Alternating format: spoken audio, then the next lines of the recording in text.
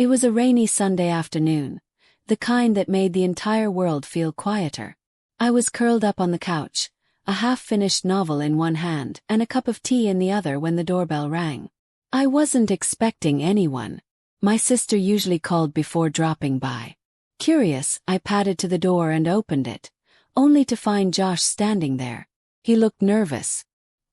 His hoodie was soaked at the shoulders, his hands stuffed deep in his pockets, and his eyes darting toward the floor. "Josh, everything okay?" "Yes. Yeah. Not really. Can I come in?" "Of course." I stepped aside and he walked in slowly, like a kid walking into the principal's office. I'd known Josh since the day he was born. He had always been close to me, but we hadn't talked like this in a while. Not since he started college. He sat down on the couch, still avoiding eye contact. "I'm sorry to just show up like this," he began.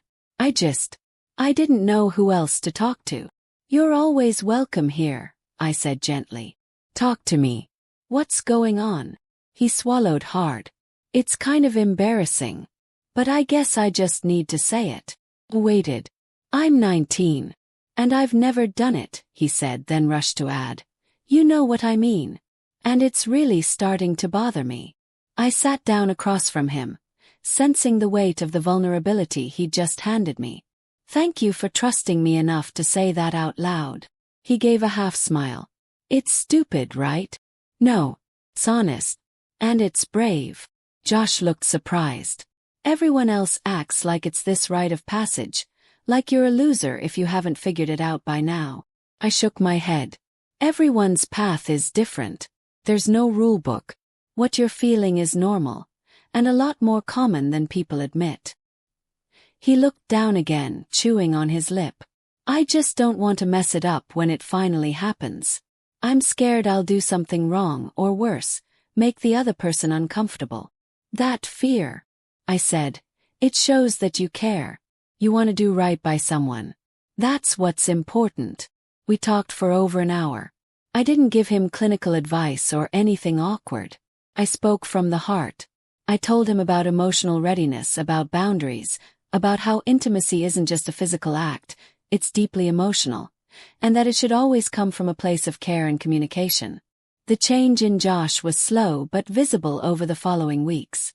He walked differently. He started smiling more. He wasn't trying to impress anyone. He was just at peace. A month later he texted me. "Met someone. Not rushing anything. Just enjoying the connection. And I'm not panicking. Thanks again, Aunt Melissa." That made my day. But what surprised me more was that Josh started paying it forward. He joined a peer support group on campus. He volunteered for Mental Health Awareness Week. And he even started mentoring younger students about confidence and self-esteem.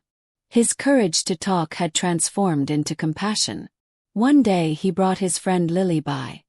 No relation, just a friend. She was shy, maybe 16 or 17. After chatting for a bit, Josh gave me a knowing look and asked, "Would you mind talking with Lily for a bit? She's going through something." So I did. Lily opened up slowly, like a flower unsure if it was safe to bloom. But eventually, she shared her own confusion about relationships, expectations, pressure from friends. I listened, just like I had with Josh, and offered gentle advice, nothing preachy. When she left, Josh said, "That's exactly what I needed a year ago. I'm glad someone else got it too." Josh's journey continued to unfold. In his sophomore year, he got into his first serious relationship, with a girl named Natalie. She was kind, thoughtful, and just as grounded as he'd become. They took things slow, respected each other's boundaries, and communicated better than most adults I knew. One evening, he brought Natalie by for dinner. After we ate, they stayed behind to help me clean up. I watched them move around the kitchen like a team, exchanging quiet jokes and shared smiles. "I just want to say thank you," Natalie told me as we finished the dishes. "Josh told me how much you helped him. I can tell he's different. In a really good way." That touched me more than I can say. Josh and Natalie stayed together through college. They didn't make promises they couldn't keep, but they built something real. Something based on honesty. Years passed. Josh graduated with honors in psychology, inspired by the very journey that brought him to my doorstep that rainy Sunday. He went on to get his master's degree in counseling. At his graduation party, he pulled me aside. "I owe this to you," he said. "No," I smiled, placing my hand on his shoulder. "You did the work. I just reminded you of your worth." He hugged me tightly. I never forgot that talk. It changed everything. And maybe that's what life is about. It's not the loud, flashy moments that define us, but the quiet, vulnerable ones. The times we choose honesty over fear. The times we sit across from someone we love and say, "I'm scared, but I trust you." Josh trusted me. And in doing so, he learned to trust himself. That made all the difference.